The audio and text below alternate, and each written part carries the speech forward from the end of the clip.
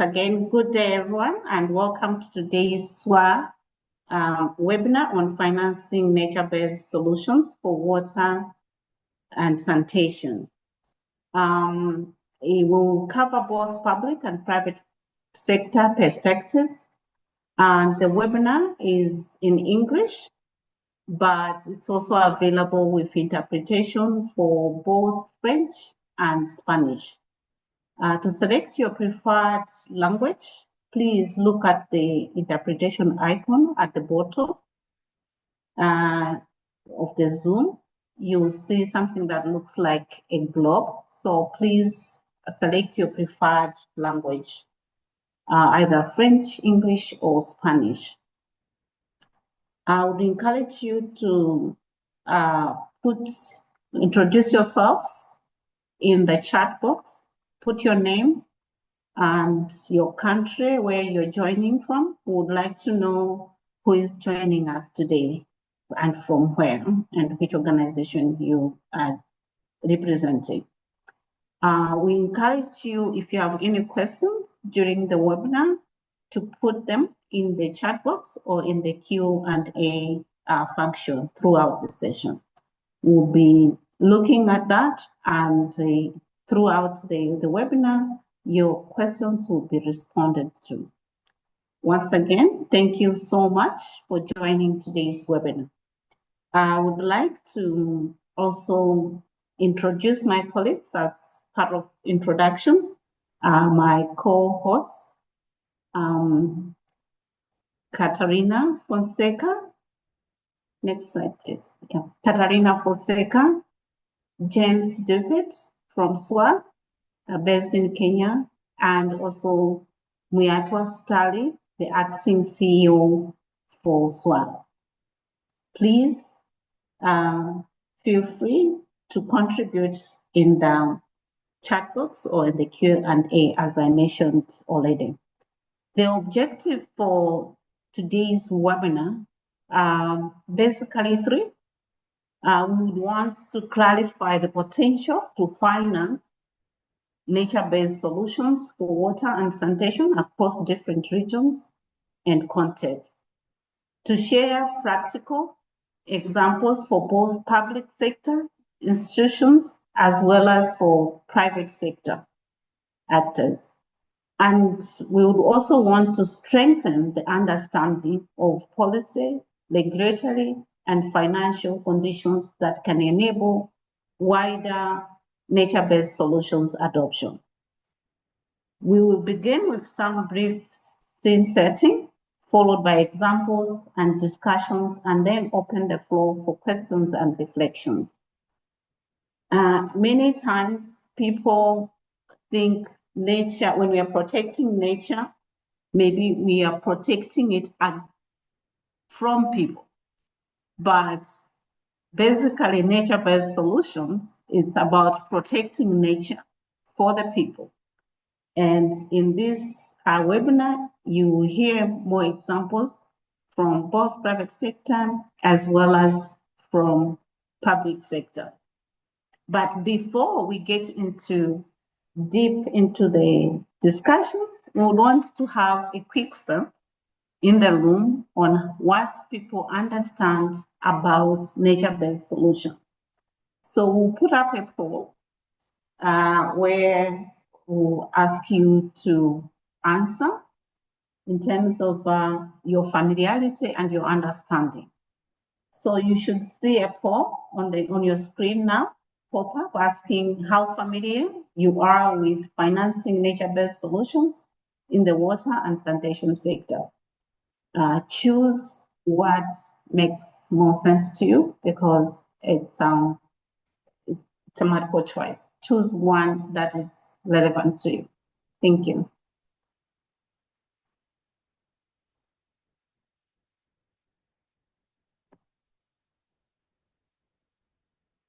I trust you are able to see the poll.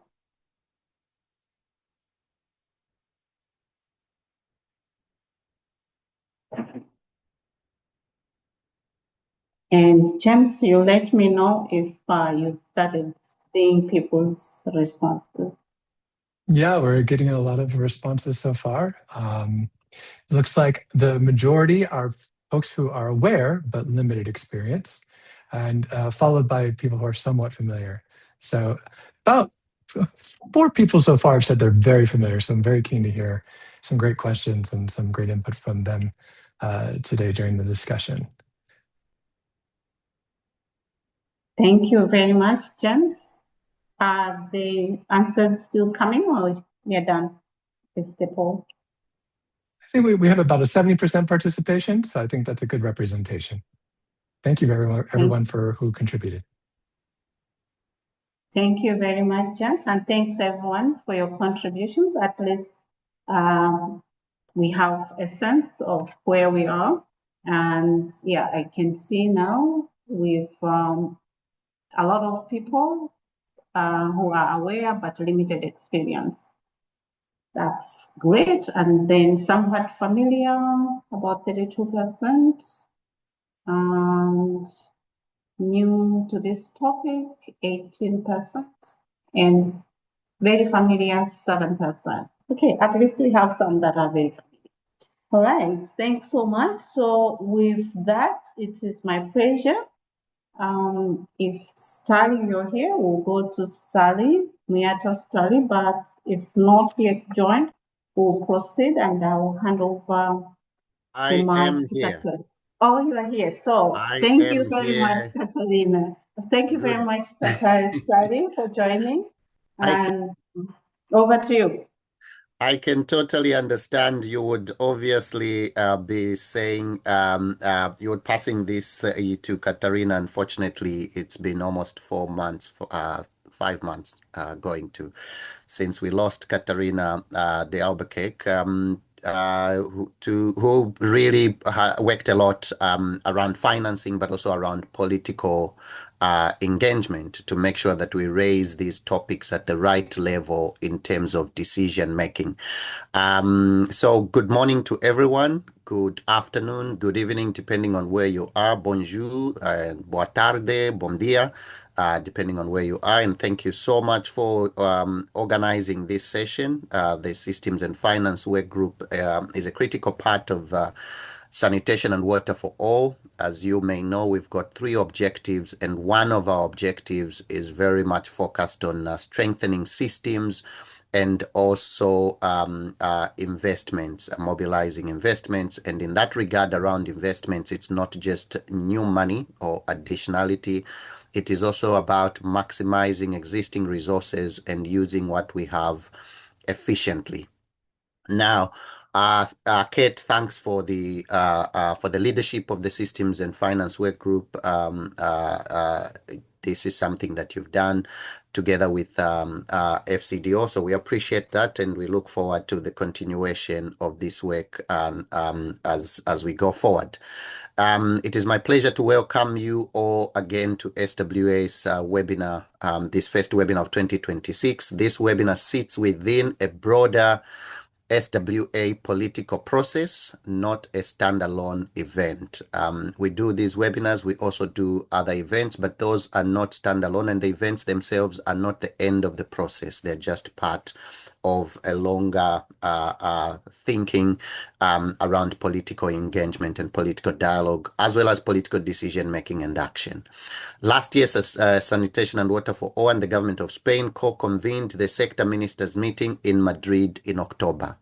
The meeting was designed to convert ministerial leadership into clearer follow-through by countries and partners, including stronger alignment between policy direction, investment choices, and accountability for delivery. Alongside the Leaders Compact, which was launched at the SMM reinforced a shared expectation that sector commitments need to be matched with clearer implementation pathways, stronger coordination across institutions and partners, and a more explicit link between financing decisions and measurable results. This webinar today is one practical step in that follow-through. It helps advance the how by bringing together perspectives that shape whether solutions are financed, implemented, and sustained. The political At the 2025 sector ministers meeting, and subsequent to that, leaders from 30 countries adopted the High-Level Leaders Compact on Water Security and Resilience. This document is a living document. It has now been signed by about 60 agencies, including the 30 governments. And we welcome additional endorsements from other governments and partners to leverage this compact in contributing to the 2026 UN Water preparatory process and UN Water Conference in December. The compact provides a clear political signal that water security and sanitation systems are foundational to resilience and development, and that we need to accelerate delivery. It also reinforces that progress will not come from isolated interventions.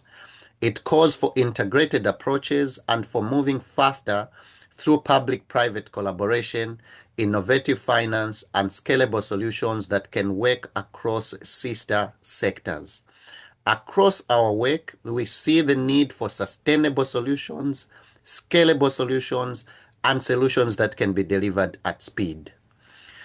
You will see with the URL and QR code to the compact, please, you can download it. And if your agency has not yet endorsed it, you are welcome to do so. I encourage you to scan that code because it is a useful reference for how we frame what success looks like as we move from commitments to implementation. Now, where do natural-based solutions fit within that compact? In that context, natural-based solutions not a niche technical option. It is a practical pathway to deliver on the compact's call for integrated climate resilient systems. NBS, short for nature-based solutions, helps connect the dots between catchment health, service delivery reliability, climate risk management, and long-term affordability. This is also where NBS can reinforce equity and human rights outcomes by protecting the resource base that services depend on and by supporting more resilient service delivery for communities that are often hit first and hardest by climate shocks. On this point, civil society organizations play a critical role here, from amplifying community priorities to tracking whether NBS investments are actually reaching those who are first and hardest hit by climate shocks. The delivery question that this webinar seeks to speak to is really a crucial one. The compact sets direction, but it also raises a very practical question. How do we finance solutions that deliver resilience at scale? That's really the fundamental question behind the compact. That is exactly where NBS tends to get stuck, and it is also where this webinar can add value. We often see three recurring hurdles that keep NBS from moving beyond pilots: misalignment of incentives and mandates. Public actors focus on public value, equity, and long-term service obligations. Private actors need clarity on bankability, risk allocation, and returns. And then there's the question of the missing middle of project preparation. Even when the concept is strong, transactions fail without investment-ready design, credible data, and clear institutional ownership. Unclear value recognition. NBS delivers multiple benefits, but financing often rewards only one outcome, so the full value is not captured in budgets, tariffs, or investment decisions. Now, we need to be looking for momentum. So the reason this conversation matters now is that it helps translate the compact's momentum into concrete next steps, aligning finance across governments, donors, and private actors, so NBS is not funded as a side project, but financed as part of the core investment pipeline. Building credible pathways to scale, so NBS is embedded in national planning and budgeting systems and supported by regulation and performance frameworks. And then turning commitments into implementation with practical examples that partners can adapt rather than reinventing approaches country by country. What we hope participants can take away by the end of this webinar is that participants will leave with clearer answers to questions like: what makes an NBS investment proposition credible to different financiers? What risk sharing or blended approaches are proving workable? What enabling conditions matter most for scale policy solutions, data, procurement, revenue models, or even accountability mechanisms? And importantly, how do we ensure that NBS financing strengthens accountability and rights-based outcomes, not only environmental performance? So looking ahead for the course of this year, as we approach major UN milestones in 2026, the credibility of the sector will rest on our ability to show that political ambition is translating into investment-ready action and delivery at scale. This webinar is a useful contribution to that effort because it focuses on the practical financing bridge between commitments and implementation. And therefore, I'd like to thank the group that has organized this conversation and also your participation, each and every one who's already logged onto the webinar. And Kate, back to you to lead us into the conversation. Thank you very much. Thank you very much, Sitali, for those welcoming remarks and also for briefing us about the sector ministers meeting. Moving on, I'll now hand over this mic to Catarina Fonseca, who will lead the discussion with the panelists. Thank you. Back to you, Catarina Fonseca. Thank you, Kate. Thank you, colleagues. Good morning, good afternoon, good evening. I see almost 150 of you from across the world. I still haven't seen Australia, but the rest, I mean, it's great to start 2026 discussing finance, which is very much close to my heart, and nature-based solutions, which it was at the end of last year, we thought, what is a topic which is still, we can't really grasp. We talk about it, we discuss in some meetings, but there are so many questions every time we go to the corridor and start talking among ourselves. So we decided to bring public, private perspectives and an overview of what are we talking about. We will have 3 amazing speakers, and they will stick to their 10-minute allocation, and then we still have 20 minutes of moderated discussion, followed by 20 minutes of, we keep an eye on your chat and on the Q&A as well. So it will go very, very fast. I'll start with introducing James Dalton. James, we have 2 James on the call, so James Dalton is the Global Director for Water and Wetlands at IUCN. IUCN headquarters is in Switzerland, and it stands for International Union for Conservation of Nature. I had to go and check. I also just know IUCN by the acronym. He has over 28 years of experience. He has worked in more than 25 countries, and he brings his deep expertise in environmental engineering, irrigation engineering, science and politics to provide sustainable solutions for global water management. We asked James to give us kind of a seat setting. Where are we in nature-based solutions? Where is the financing going or not going? Give us the start of the year overview. Over to you. Great. Thanks very much, Catarina. Can you hear me okay? Yeah. Okay. Very good. Okay. So I've got a few slides to show.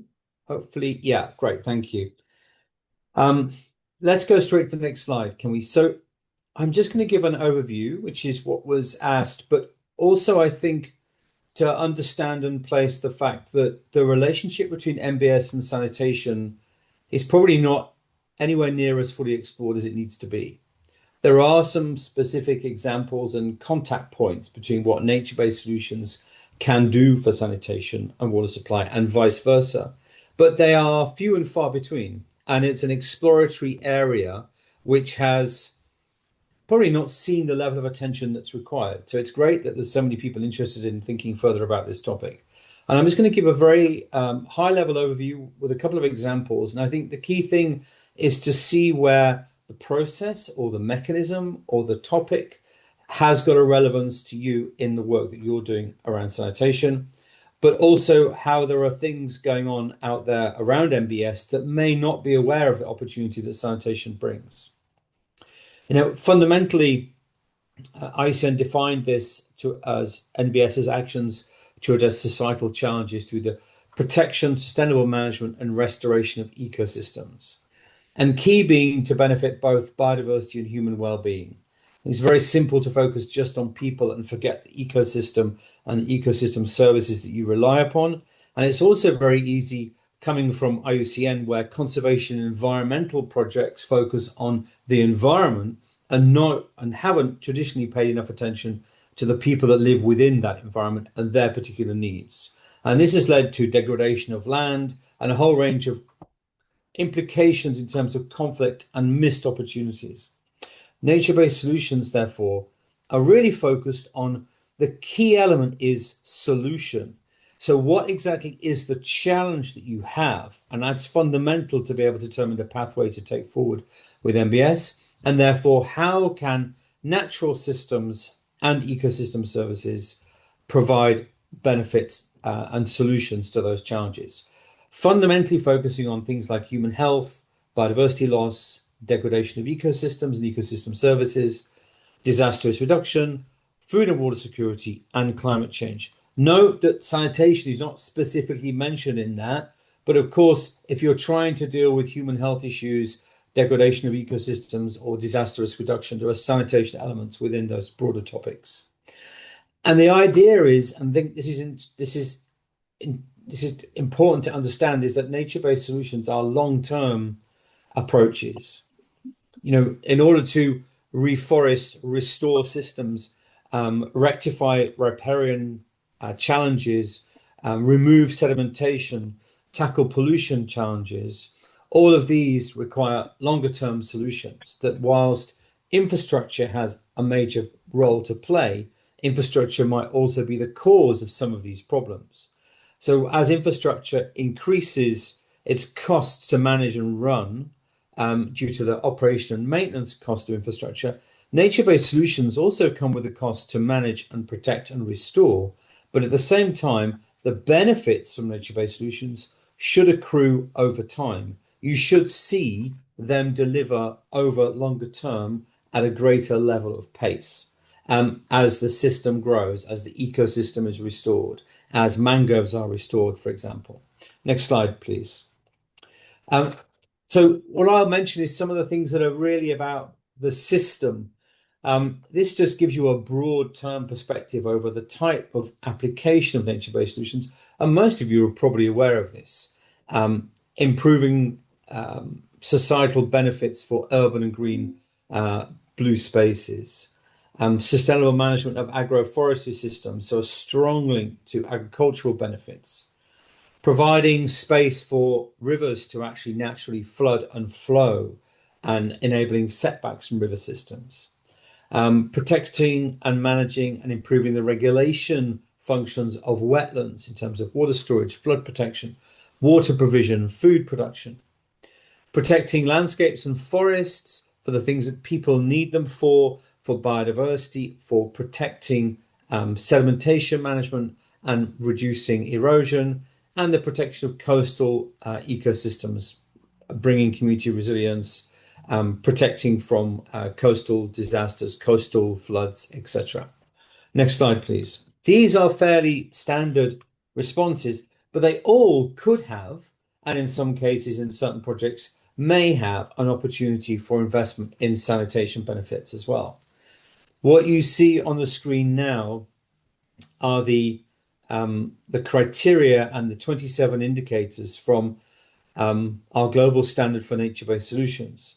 And I'm not particularly pushing our standard in this case. It's not a standard that is an or an achievement level of standard. It is a guidance approach that gives people a set of criteria and indicators to help you with project and intervention design, project adjustments, and also in the delivery of pipeline and development of pipeline. These types of indicators are useful to help you understand, am I applying NBS in any case here? Could I improve NBS applications? We've used this in different situations and found that many projects that are very proud of being NBS focused often could still enhance and improve in some areas to improve the nature-based solutions benefits. So it's a useful tool. Next slide, please. And you can find that available along with this, which I think is probably the thing that people might find useful, which is a self-assessment tool that gives you an idea over how well are my interventions doing? Can I adjust things? Can I take an existing project and put it into this tool and see what that delivers? WaterAid in Bangladesh has used this, I know, in 2022 to assess the nature-based solutions links to a fecal sludge management plan, and came up with a very interesting set of results showing that actually the plant was delivering a set of nature-based solutions and nature-based solutions were being applied, but that things could still be improved and enhanced and tweaked further. So there are some interesting examples out there associated with sanitation that do have nature-based solution experience already. Next slide, please. All of this material is available. This is a guide, a manual, basically giving examples from 21 case studies around the world. The QR code will take you there. It doesn't specifically have sanitation experience in it. And I think that's one of the key points here, is that there's probably a lot of experience in the 150 people on this call that have got experience that could be learned from into this community that you have further on the role of nature-based solutions and the impact of them in terms of providing services for sanitation and water supply that people need. Next slide, please. Now, very conscious of time, and there's quite a lot of things to discuss in it, so I won't go into any particular details, but these are important elements because nature-based solutions provide ecosystem services people need. They build resilience. They represent, nature represents a large percentage of GDP. But also it's important that these are increasingly being embedded in lending frameworks, certainly from different types of donors around the world. And nature-based solutions are being applied even in corporate water stewardship applications as well, some of which do have a link to sanitation in some cases, where you've got corporates investing in sanitation in river basins under collective action agreements.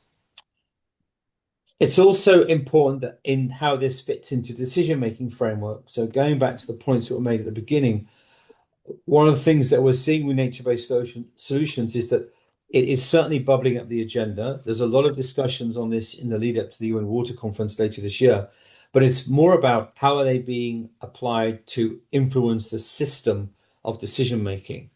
We see, next slide, please, that they are increasingly, we're seeing increasing risks that are affecting communities, they're affecting economies, they're affecting critical infrastructure. And nature-based solutions are being seen increasingly as a part of reducing that risk. And it could be, for example, that sanitation being seen as one of those critical infrastructure needs, one of those critical community needs, is also at risk potentially from not being able to tap into both the funding, the support, and the technical know-how that nature-based solutions can bring to the table. Next slide, please. In this particular case, one of the elements is how wildfires obviously can affect lots and elements, both for people and nature. And the implications of that from an insurance perspective is that nature-based solutions can also be a protector of many services that people need. Mangroves, perhaps most famously around the Indonesia tsunami, anywhere where mangroves were, the impacts on the coast was much, much less. And a lot of the time it comes to the, probably very common with sanitation, siting of interventions and the siting of where nature-based solutions can provide protection. Next slide, please. So there are a large amounts at risk as a consequence of degraded natural systems as well. And this leads to various stranded assets. It also creates credit risk in sectors that could be doing more to invest in nature-based solutions, which could have follow-on sanitation benefits based on partnerships with those organizations. Next slide, please. And so some key suggestions. So in thinking through what I was going to say today, I realized that there is a myriad of case studies that we have, but most of them do not engage with sanitation. This is a missing piece of the puzzle. There are certainly clear benefits of the integration of nature-based solutions to provide water, but also to deal with pollution. And there are also opportunities from investment in sanitation as to how that investment could also invest in nature-based solutions for broader community benefits. So I think I'm not going to go into the details of these slides, but the key elements here are the 4 blue boxes, the titles of that. Does the intervention address social challenges? I think that's key. Obviously, with sanitation, that's a fairly obvious yes. Is it economically viable for all stakeholders? And the financial modalities of making nature-based solutions work are very, very diverse, from fairly straightforward PES schemes to various water trust funds, to different subsidy benefits, to collective action financing, and to then straightforward project financing, which we'll come to in a minute. The multiplication of benefits, whilst it can create problems, i.e., I want a biodiversity benefit gain, and I don't want to invest in another multiple benefit gain, say from sanitation or climate resilience. Actually, the key element here is, rather than see that as narrowing down things, it's critical to see that actually that's the opening conversation to have with other financiers and other donors, is to open up that door and say, there are multiple benefits here. If you all invest in your gain from it, then the actual collective action approach, the collective fund generation, for example, could be investing in multiple benefits consequently. And that it needs to be therefore developed in partnership with the expertise that you need to do that. What we see and have seen over the last 10 years is a rush to invest in nature-based solutions, primarily, say, from a forestry perspective, looking at carbon benefits. And that hasn't yielded both a return in the carbon benefits, but also there's no differentiator between investing in a forest for a carbon benefit and a forest that is not invested in that has a carbon benefit. The carbon still remains, provided the forest still stands. So the differentiator is, what are those additional multiplication opportunities that brings additional value from NBS into sanitation, climate resilience, biodiversity benefits, water supply, etc. And that's why I think it's really important to see investment in NBS from a sanitation perspective as where sanitation fits into existing approaches, not always necessarily standalone. And then last slide, please. Finally, just as an example, this is a partnership with ADB that grew out of COP28, the UNFCCC Climate COP28 in Dubai. And this finance hub that is hosted by ADB is designed to integrate nature-based solutions into ongoing and general investments that ADB is making. And I think this is where there are opportunities to discuss and to push for donors to be integrating sanitation into these types of mechanisms. The key thing goes back to the points that were made at the beginning. The key thing, of course, is always not necessarily ensuring that the projects fit within just the sanitation framework, but also within the broader finance framework of what the investment is. By that, I mean getting the project right from a financial mechanism is critically important. But by stacking sanitation with other benefits from nature-based solutions, that also helps mitigate the risk to sanitation in terms of the financial risk that it might carry in not being able to provide returns. Not only that, but the general pipeline of projects for nature-based solutions is still very nascent. It's still very new. Whilst these hubs and these things are being developed around the world, there are a series of nature-based solutions hubs now around the world. And you see there the target is to mobilize 2 billion into NBS projects by 2030.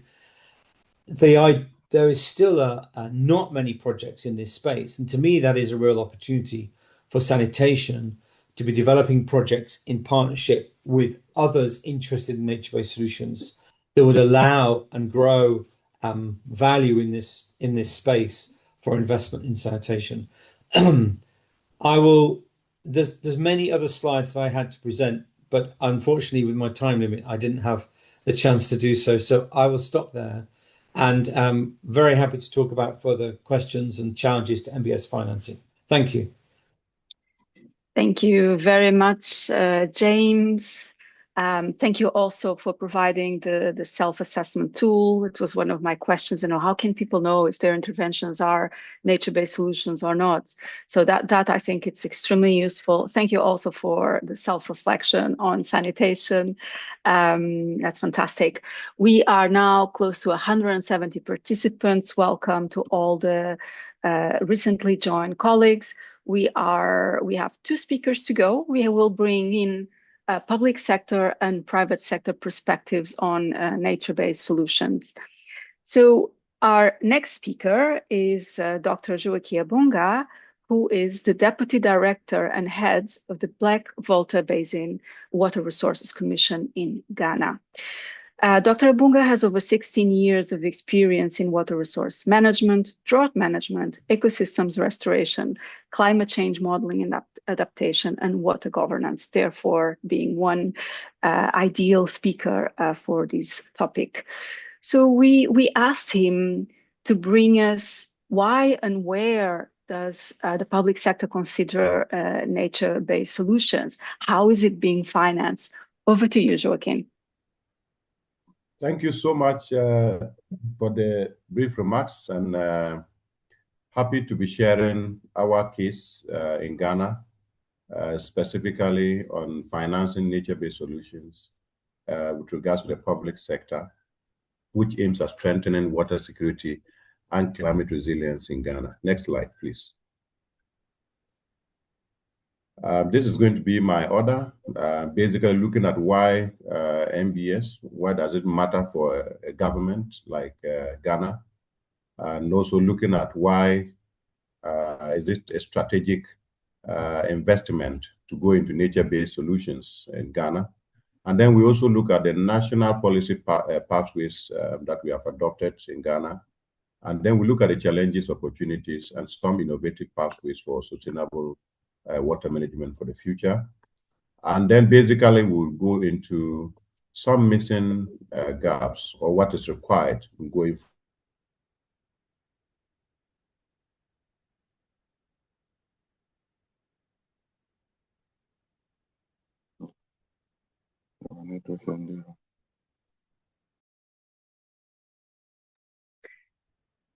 Joachim, can you hear us?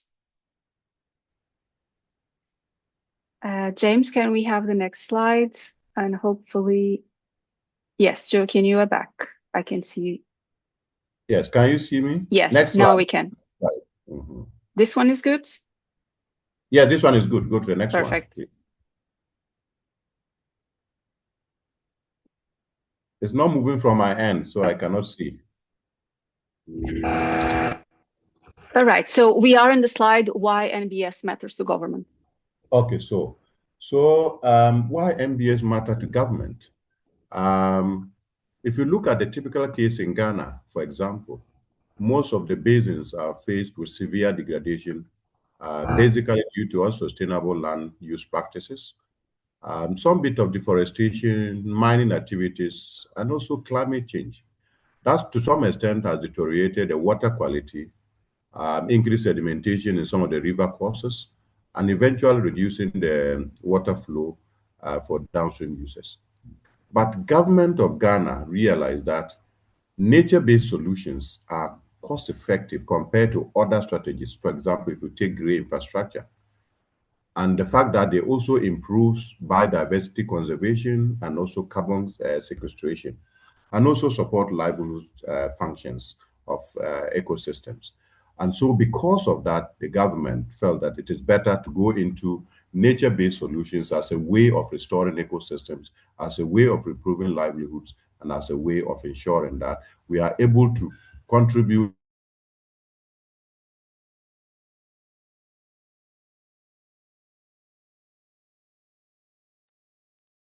Dr. Joachim, we have a break again.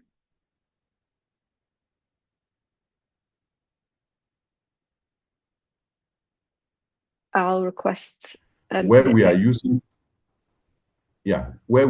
nature-based solutions in different cascades along a water course to be able to provide restoration and protect water bodies, provide check dams and water ponds to provide water security, and then to also improve on agriculture best practices. That is on the right slide. Next slide, please.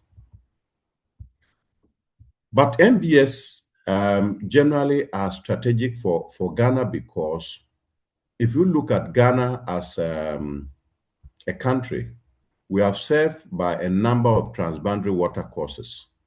And these water courses are very important for us because they provide almost 60% of the water resources for the country. And so the catchments of these are supposed to be protected, especially if you look at the Volta, which covers the black, the white, and the Oti. If you also look at basins like Pra, like Akobra, very critical for us because they provide a lot of resources for us. If you also look at big infrastructure like the Akusumbo, like the Pong, like the Bui, we need to have specific priority investment for these landscapes to be able to contribute to the protection of these resources. In addition to that, we also have national electricity, which is generated from these infrastructure that I just talked about. We talked about flood control, especially for the corridors and the flood-prone areas. And the fact that, as I said, we are a transboundary country, and so whatever we are doing must be in that focus, looking at what other countries, especially our neighboring countries, are doing. And so public access are as resilient as the landscapes that support them. Otherwise, if they are not resilient, then we are losing a lot. Next slide, please.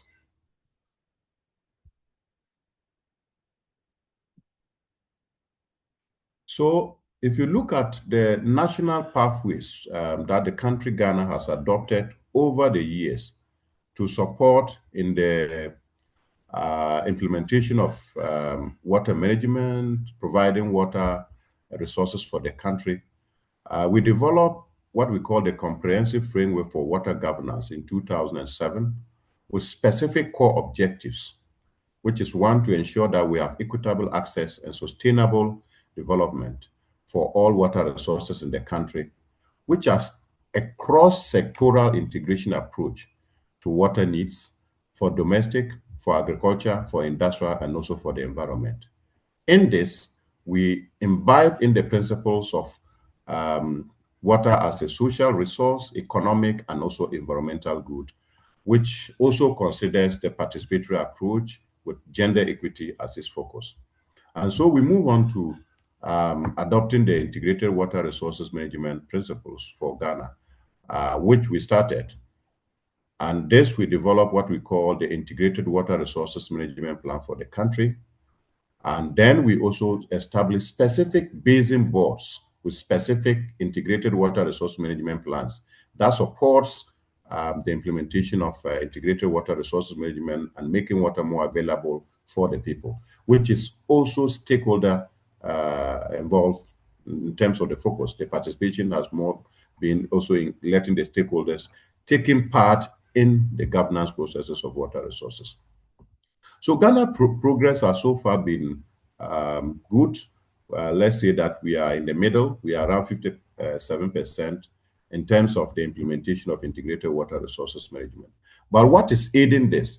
It is because we have, as a country, established the Water Resources Commission, which has the sole mandate of ensuring that we regulate water use.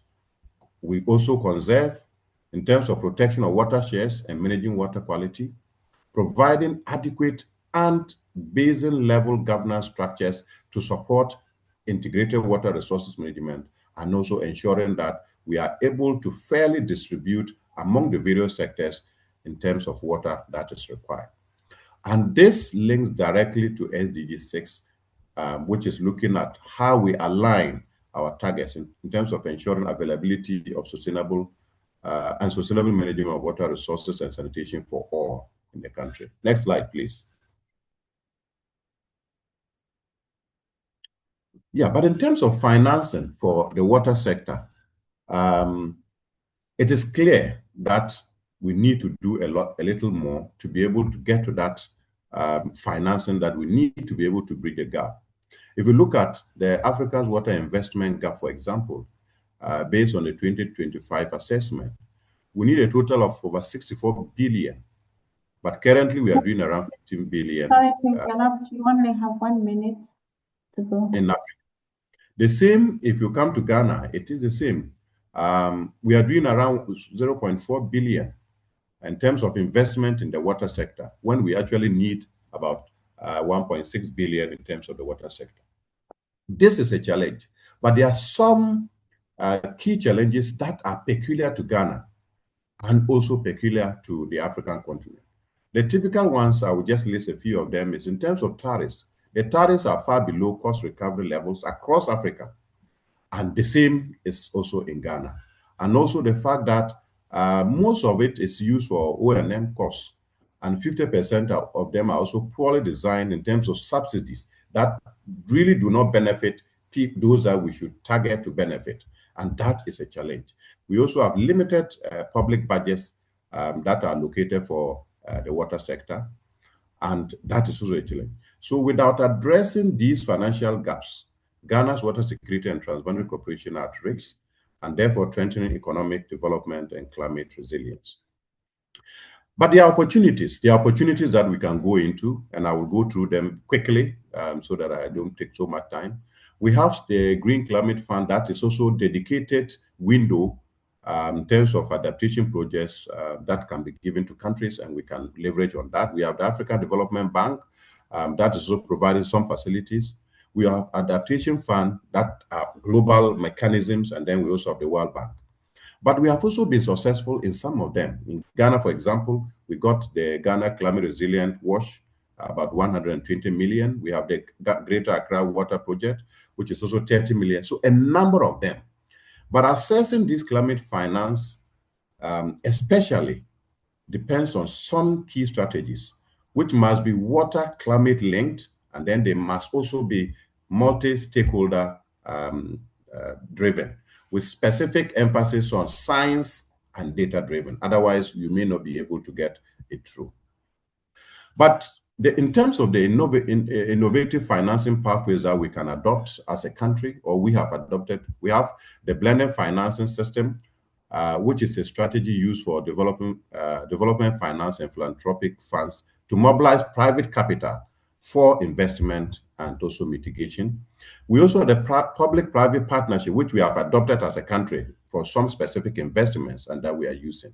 We have the market-based instruments, and then we are currently developing the payment for ecosystem services, which is also a mechanism that we are using to be able to develop more of the MBS and water supply systems in the country.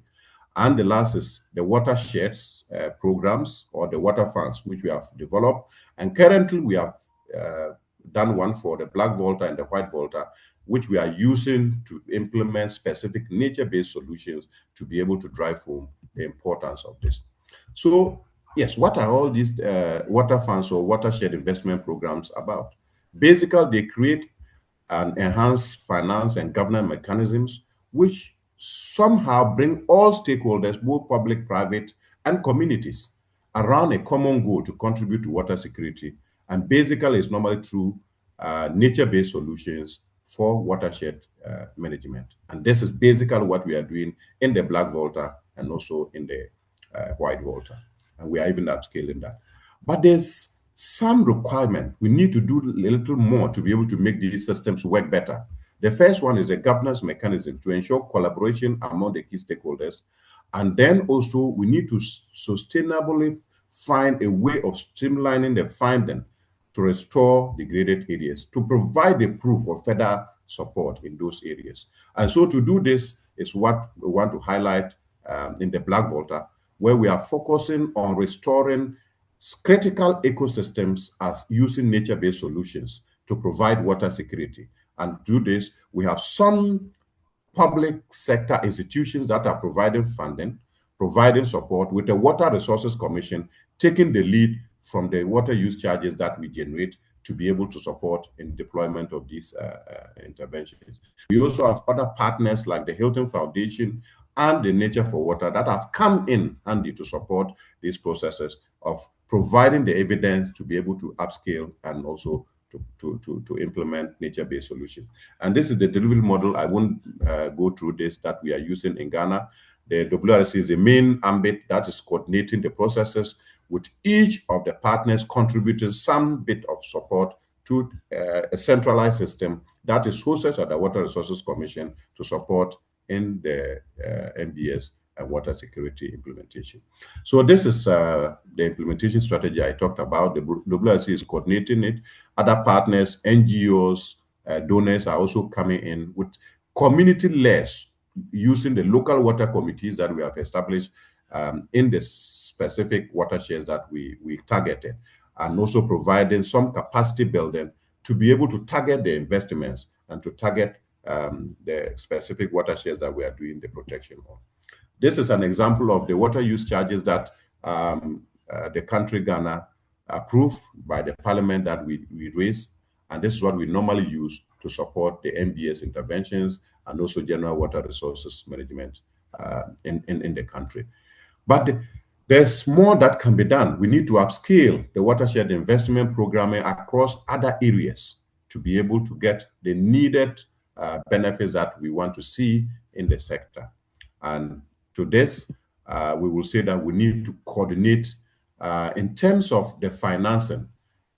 Sustainable WIP requires that you coordinate all the funding, all the investments within the sector to be able to generate the evidence, to be able to generate the benefits that we are looking at. But we also need to empower the communities, and programs such as local water committees that have been established need to be empowered.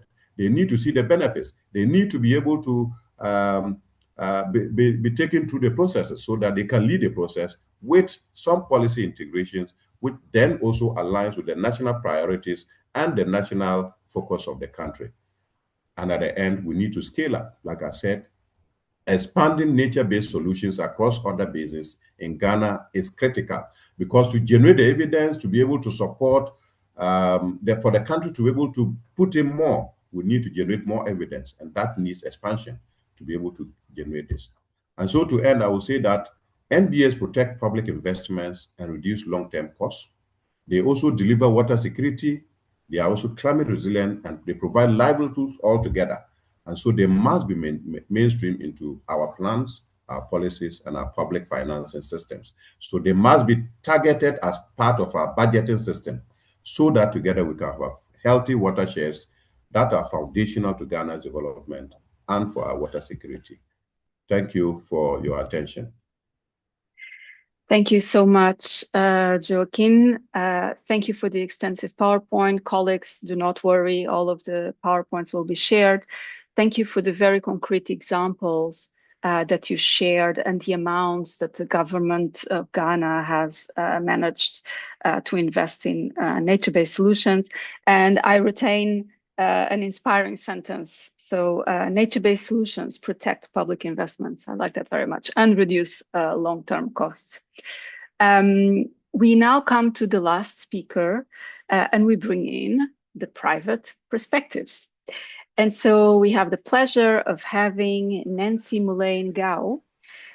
She is responsible for government affairs, policy and advocacy at Fresh Life, which is part of the Synergy Collaborative organization in Kenya. And Ms. Ngao has a strong background in working in innovative and creating spaces, solving complex social problems. And she leads the strategic management and direction of the organization, also for government partnerships, policy and advocacy, and supports a lot of the public-private stakeholder knowledge sharing, which she is doing here with us today. So Nancy, over to you for the private sector perspective on nature-based solutions.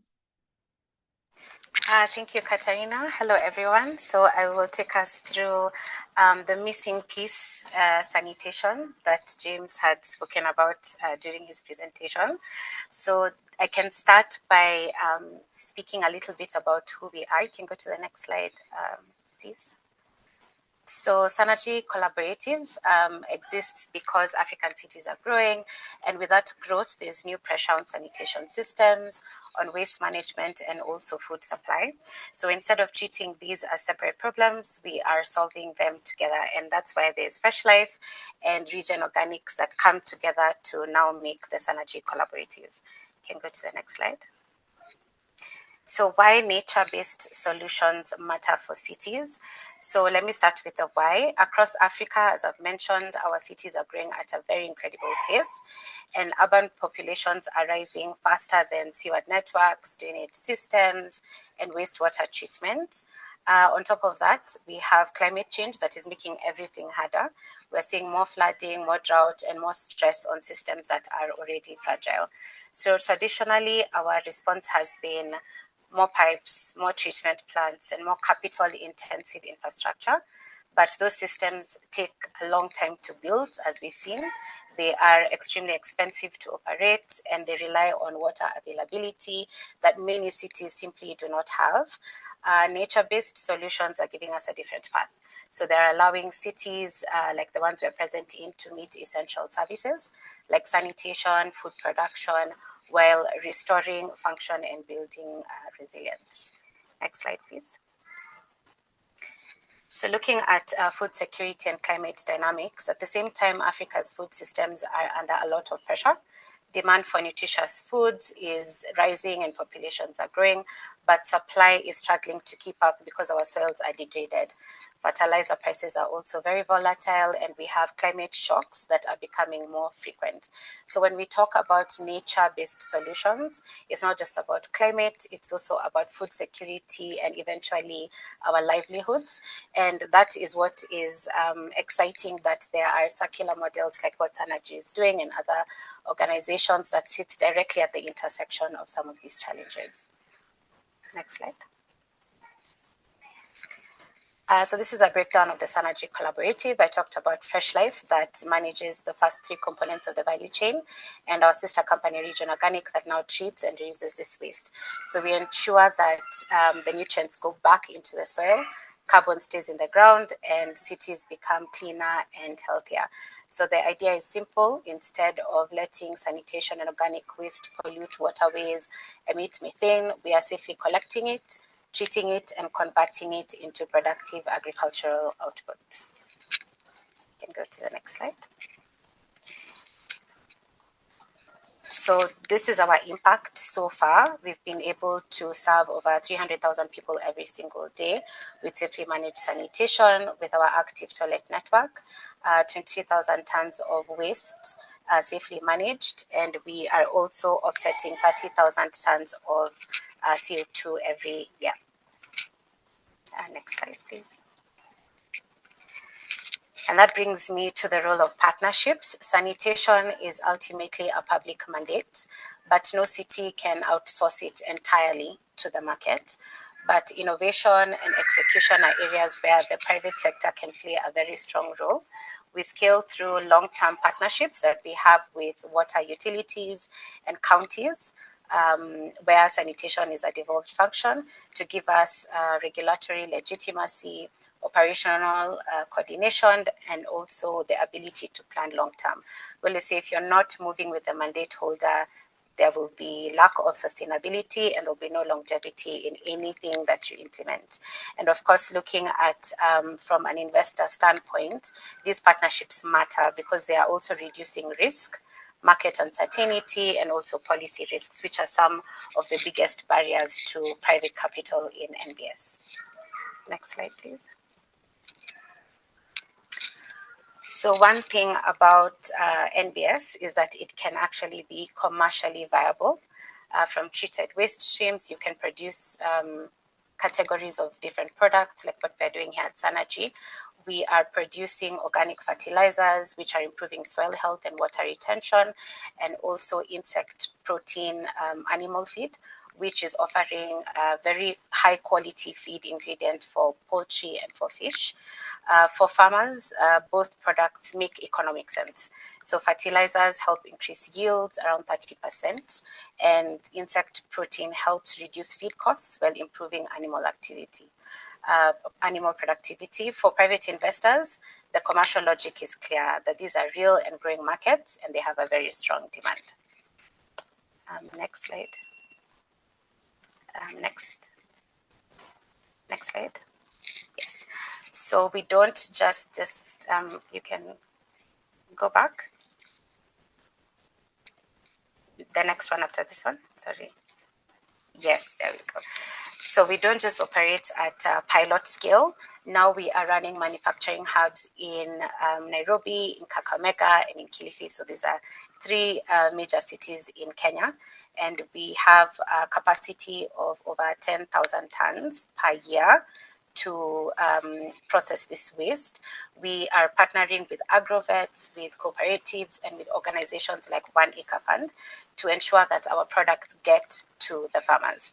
So from a risk perspective, we've been able to prove that distribution channels, diversified customer bases, and industrial scale production, which are all making up NBS and making it investable and not just impactful. Next slide. Next slide. Yes. So the good news is that we're seeing very strong collaboration models emerge upstream as well. Utilities provide mandates to access to customers. We've seen, for example, in Kakamega County, we've been able to partner with the county government to manage their organic waste. The county is benefiting from cleaner cities, reduced waste management costs, and local job creation as we provide as we deliver operations, market access, and innovation. So this is a very practical example of how NBS can be embedded in local economic development strategies through public-private collaborations. And this is exactly what makes NBS scale. Instead of staying stuck in small demonstration projects or pilots, as they're mostly called. Next slide. So this is impact numbers for our upstream components. We've been able to collect and convert over 50,000 tons of organic waste. We are working with almost 9,000 farmers. We are creating green jobs, and we are indirectly improving livelihoods through our value chain. And we have been able to apply regenerative agriculture to almost 18,000 acres. Nancy, you have 3 minutes to go. Yes, thank you. Next slide. So this is the plan looking ahead. The Synergy Collaborative aims to serve 1 million people with safe sanitation. We also plan to collect and convert 1 million tons of organic and sanitation waste into 250,000 tons of climate smart agricultural outputs. We will offset more than 500,000 tons of carbon and methane every year and support 250,000 farmers and create tens of thousands of green jobs for young people and women. What I want to close with and emphasize is that it's not just a waste sanitation story. It's more of resilience. It's about food systems. It's about industry policy and also about climate. And the only reason that this is working and has continued to work is because it is blending public mandates with private execution and, of course, nature-based value creation. Thank you. Thank you so much, Nancy, also for get us back on track with the time. And thank you for, when many of us in the sector, we hear about nature-based solution, has been a lot about coastal, wetland protection, flood protection. So it's fantastic to see the work of Synergy in sanitation and not just pilot. I mean, I've been following the work of the collaborative for many years. It's fantastic to see the scale that you're reaching in the subcontinent. So thank you to all the three speakers. Please stay with us. We now have a Q&A, which I will kickstart. And you can, I've been tracking the questions as well. I will have James Dumper to help me, keeping an eye on the chat. So do put your questions. And also I asked the speakers, there are some questions for Nancy, some questions for Joachim, very specific. So please, you can answer live in the Q&A as well. So can I have our 3 speakers, the videos on the spotlight? Is it possible? I will work on that. Go ahead, Catarina. Just All introduce. right. Okay, so I think I will start because it's about finance and nature-based solutions. I think the 3 presentations really made it clear what we're talking about when we talk about nature-based solutions in a lot of detail. So I think I combined 2 questions. So in your experience, and you can decide who goes first, under what conditions do nature-based solutions become financially attractive when compared with other infrastructure or green investments? So what is it really that ticks the investors, both private and public? And what do you think, in your experience, have been the finance mechanisms?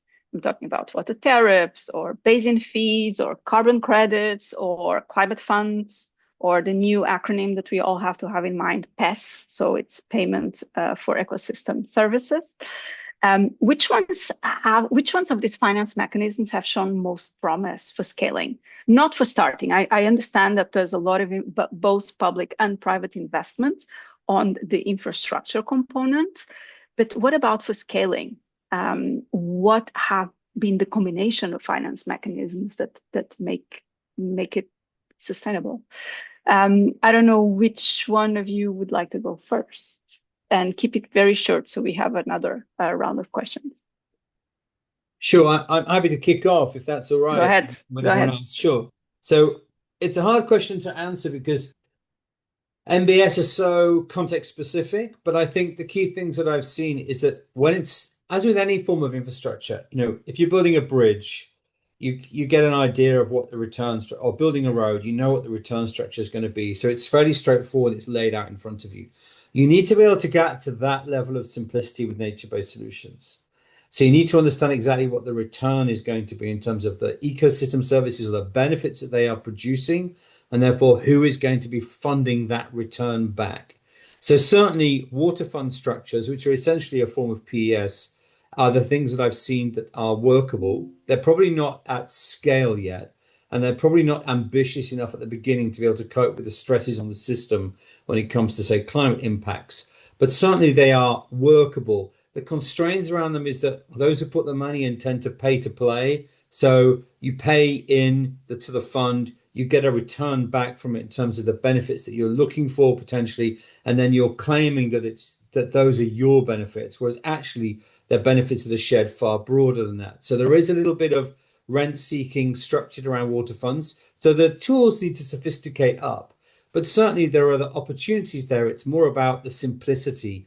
Who's getting what return? What does that return look like? And then how do you generate a financial flow from that, or a non-financial flow, but a set of ecosystem service benefits, for example, that allow you to function doing whatever it is that you need out of the system. So I think that's the key thing that I would say. There's a few other examples, but I'll stop there. Nancy, you seem keen, and I don't know if Joachim can have his video on. Okay. So for the conditions for NBS to become more attractive or competitive, I would say value creation. We've seen NBS can produce viable products like fertilizers, insect protein, compost, energy, carbon credits. The list is endless. And I think like a point of really thinking is now who pays for that value and through what kind of a mechanism. Another one I think would be de-risking. And this is where blended finance comes in, guarantees, results-based financing, public procurement at a lower market or policy risk, creating an enabling environment for NBS to operate. And this is typically what would keep private capital on the sidelines if we don't have de-risking initiatives in play. and of course value stacking. So this is just tied to the creation. NBS has multi-benefit profiles, so product sales, carbon revenue, avoided import costs, the list goes on. So the environmental benefits are free. It's the revenues and the avoided costs that make the model a bit more bankable. So very different metrics. I like this. I mean, it is context specific. There are different metrics on what that value creation is. Joachim, from the public sector. Yes, from the public sector, the first one is that from our experience, you must be able to convince stakeholders of the evidence in terms of benefits that will be generated. Governments want to see the benefits that will be generated before they can invest. If the benefits are not clear, you cannot convince them. So you must go through a detailed business case study that tells what will be generated at the end. Then you have to go to the next stage of deploying pilots. In the pilots, you generate the evidence together with them. That makes it more attractive to them. They see that, okay, this is what you said you are going to do, and this is at the end, the final result you are going to get. Then they will be more interested in it. The second thing has to do with governance. It has to be clear in terms of the governance as to how transparent the MBS deployment will be.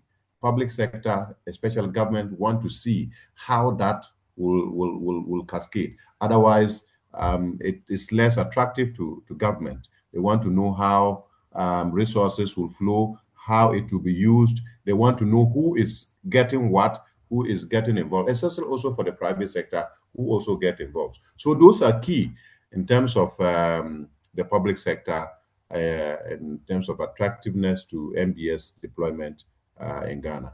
Thank you. Thank you. And I'm already starting picking on some of the questions, but just we know that it's all very context specific, but what is the minimum time that we can expect returns on investment from investments in nature-based solutions? The absolute minimum time that you have seen? And what was it? Joachim, you can unmute yourself. Yes, I can start from Ghana, yes. Please. From the business case that we have done for the black Volta, for the white Volta, the minimum that you begin, depending on the benefit, is normally from the 5th year onwards.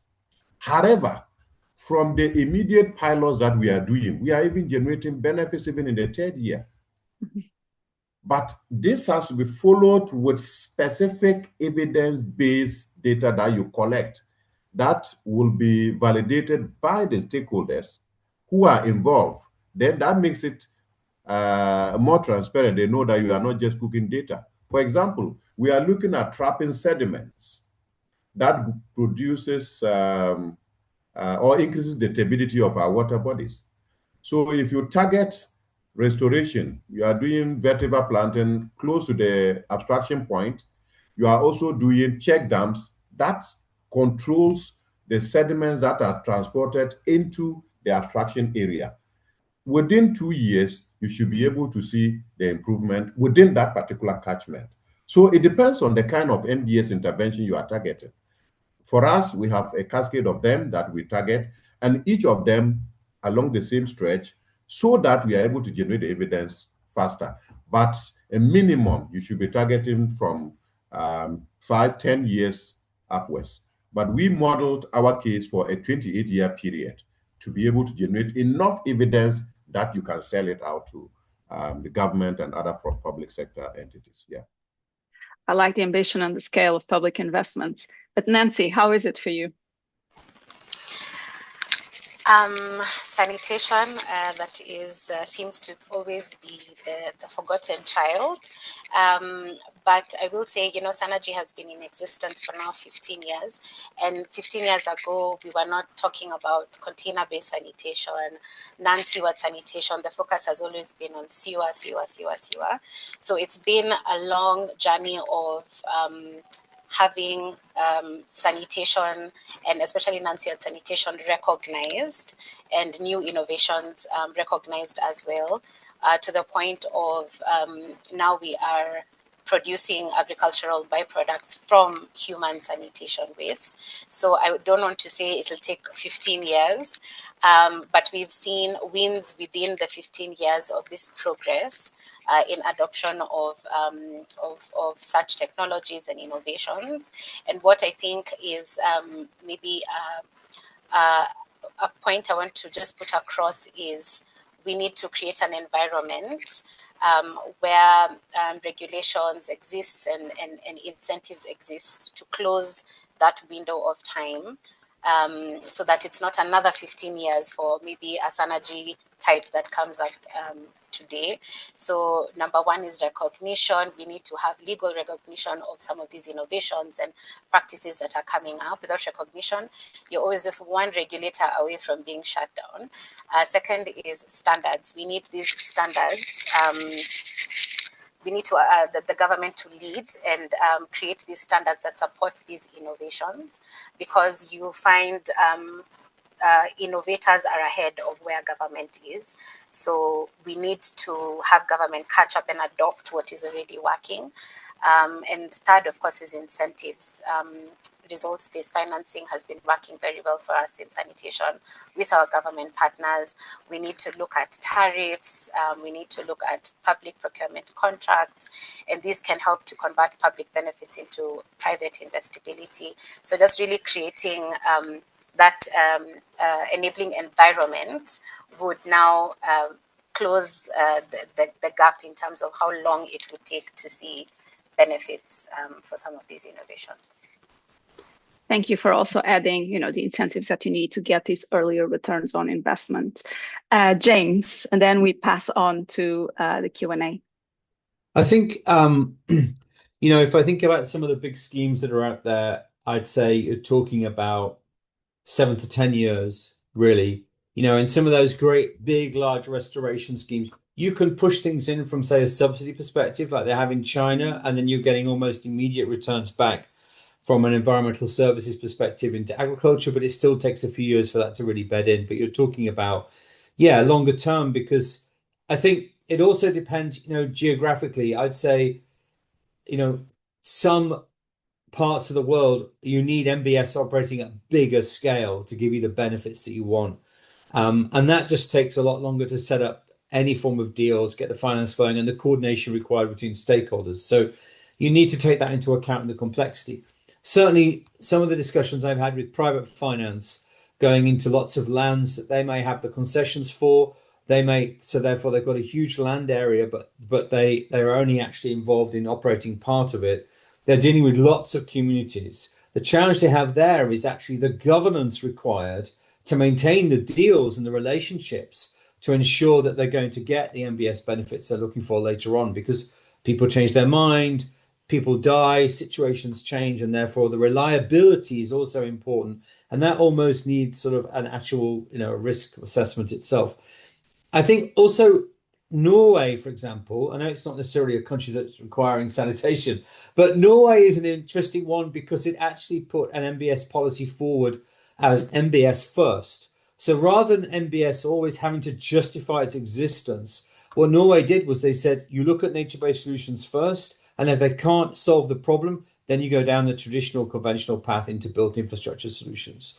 So that's quite interesting. And you don't even have to make it a formal policy. But if you flip your mindset about how can you invest in natural systems and the multiple benefits they can create, and what are the return structures from that first, and then you go to the conventional route around infrastructure, it just changes the nature of the deal that you're trying to create and the people that you're engaging with.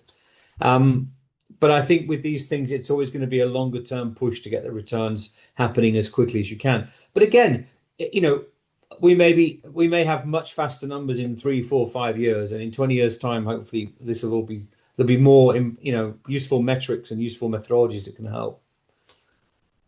So, as an economist who talks about ranges, we're talking about 3 to 15 year returns on investment, depending on conditions and incentives. I think we have time for 1 or 2 questions from the Q&A, but I leave the choice of those questions to James Dumpert to tell us. James, which ones do you pick? And the speakers can also type the answers to some of them. Oh, wow. The obligation is on me, I see. Okay. Well, I will start with something that came very early on, and it's a very simple question, but I think it needs to be directed. Give me 1 minute to relocate that one. It basically had to do with from the urban perspective, and I think this is really great for Nancy to sort of respond to, like how can like basically municipalities, cities themselves really thinking about NBS as solutions and investing in those solutions when in fact a larger, say when we think about this larger riparian areas or watersheds, it's a lot more bigger than the municipality itself. So how do you address those type of boundary challenges at the county level? Thank you for the question. It's a good question. It's part of some of the challenges that we face, especially in a city like Nairobi, because Nairobi is a really large city, not very well planned. We've had a huge influx in terms of rural urban migration. We have very huge slums as well, or informal settlements. So I would say cities can align with NBS with national urban development strategies, and by doing three things. So the first one is definitely planning. So it needs to show up in policies, planning instruments that are guiding urban development, documents like master plans, climate action strategies, water and sanitation plans. We've seen master plans coming in from our utilities, from national government. Utilities are also working on their strategic plans. Nairobi Water and Sewer Company just completed their informal settlements strategy. So it's a huge win in terms of planning for urban development. Another one that has been talked about is definitely governance. Because it is NBS sits at the intersection of water, sanitation, environment, climate, land use, you name it. So we need to see coordination across these sectors and different levels of government cascading from national ministries that would be setting regulatory and technical standards, and the utilities and the local authorities are now leading the implementation, and of course communities that are the primary beneficiaries of this kind of governance and coordination. And of course the third piece and most important is financing. But you cannot have financing if you don't have plans and you don't have governance to implement those plans.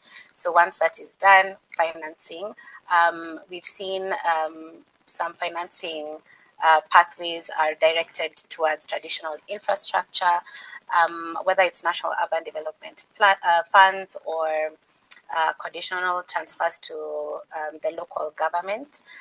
But now we need to recognize other solutions, nature-based solutions, non-sewer sanitation, linking it to circular economy as eligible infrastructure, and make sure that we're including this in national financing. And we will see a much faster uptake at the city level if there is the planning, and then second, the governance put in place, and then lastly, financing to support those plans. We've seen a lot of movement in Kenya, and I think just to maybe mention, I don't know if we have anyone from China here, but I had seen there was a China Sponge City program where the national government has adopted an NBS approach for water management, and they're doing it in quite a couple of cities. I think it was around 30-something cities. And this alignment has meant that cities can use wetlands and decentralized drainage systems to meet national flooding and water quality targets. A very interesting case study. And I would recommend colleagues to look through it. Thanks. Thank you, Nancy. James, any other final question to any of the other speakers?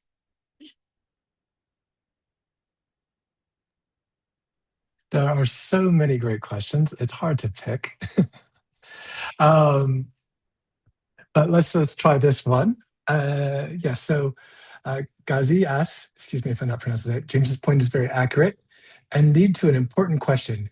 How are we going to calculate the social and environmental impact of large-scale or city-wide sanitation interventions? Is it large-scale for today's known technologies, and how the externalities will be calculated for citywide sanitation projects? So Yes, there you go. Externalities, and how do we measure the impacts of these nature-based solutions? I'll give it a go. So I certainly know that within a European context, which obviously is quite unique, they've invested a lot into understanding the social benefits of nature-based solutions to try and get an understanding over what exactly the externalities are as a consequence of applying them. Of course, they're mainly looking at the positives, because of course you lose land when you're creating nature-based solutions, say if it's for cooling cities or for storing floodwaters or creating biodiversity hotspots.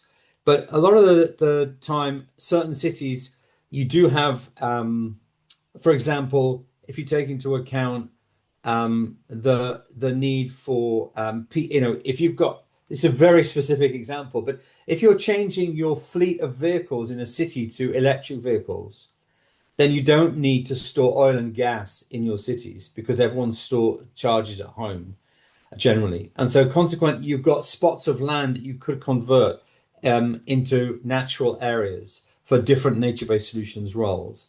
This also, interestingly, not only does it improve the air quality, but it also improves the social value of those spaces to people, creating parks. You're also improving the value of housing in these areas as well. We've actually seen that happen in India as well, working with companies on corporate water stewardship, where the restoration of the local area improved the land value and the value of buildings to the point where communities actually then wouldn't do further interventions because of the increase in value. So nature-based solutions do create knock-on effects that you may not see. There's quite a lot of research into this area of the social benefit, the added value, and the positive impacts of these more broader than just the intervention itself. The challenge is if you're not actually able to monetize and value these all of the time, then you don't necessarily get the return, or the return goes into the private landowners as well. So I think there are quite a few areas you could look at. There's a lot of research on that in that space. I'm certainly happy to share some links on that as well later this time. But again, they're very specific to certain continents. So if you're looking to Africa, for example, there's probably not as much work there as there could be on this area, but I'm sure there's some. Thank you. We do have to close, but there's still 150 participants on the call. There's a lot of questions on any knowledge products, metrics, training programs. So you still have 5 minutes. If your organization is providing training or has tools that others can access, either sanitation or flood protection, whatever, the whole broad spectrum of nature-based solutions, please do put it. It's the time to advertise your own work also on the chat. I like very much this very short, brief discussion. I mean, for me personally, it has clarified a couple of the things that I still had some questions on. We moved a step further. Thank you very, very much for all your very clear answers. And I want to pass on to James Dumpert to close it, to tell us what happens next. Over to you, James. Thank you very much, Catarina. And for what a fantastic discussion that we've had today. It's really hard to sort of summarize everything that was discussed, especially to summarize it in 2 minutes.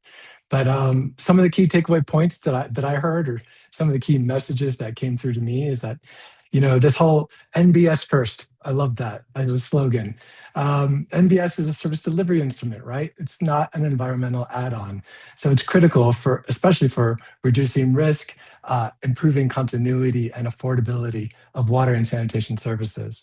The binding constraints are often finance and institutions, not technical feasibility, right? So we see that through limited fiscal space, tariffs, and public budgets that do not, fully cover the life cycle needs. We also see scaling requires a lot of alignment between public mandates and private requirements, right? So we see public actors are accountable for equity, updating and maintaining their regulations to keep up with technology and long-term service obligations, right? But private sector actors need clarity and risk allocation and bankability and performance. So yeah, with that, also the nature of scale. Scale, of course, is always important. So pilots will not deliver on scale without like programmatic financing and governance, as we've discussed about. Let me quickly go to the next slide and just help close out to say, I want to highlight that SWA and the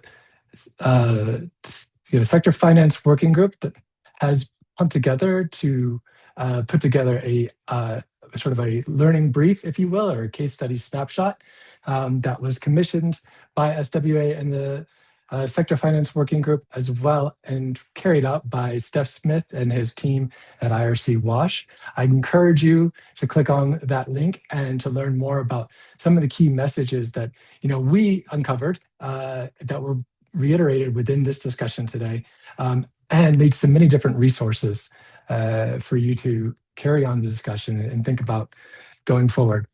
And I would like to hand the floor over really briefly to Muyatwa to just also give an answer to the question that was brought at the very top of the meeting by one of our participants about what we're doing in the finance space at SWA. Muyatwa, over to you, please. Thank you very much. I want to take your time just to add that in the area of finance, there are a number of things that Sanitation and Water for All partners are doing. So this working group, which has organized this meeting, is one of the mechanisms through which we are putting a spotlight on this topic of finance. We also convene finance ministers meetings. We have a plan to bring together a few finance ministers this year on a round table to discuss how they are working together with their sector counterparts to finance heads of state initiatives. So that's something that you can be on the lookout for. We also, of course, engage with the heads of state initiatives, which engages presidents, prime ministers, and other government leaders to identify water and sanitation as national priorities, and then subsequently provide the relevant financing and support to achieve those priorities. So this is a very big part of our objectives. So we're happy to continue to work with all of you as partners in this area. Thank you very much, and all the best. Thank you very much, Muyatwa. And I will hand the floor over for closing to Kate as the chair of the Systems Finance and Working Group at SWA. Kate, over to you. Thank you so much, everybody, for participating. Thanks so much, James, and thanks, Sally.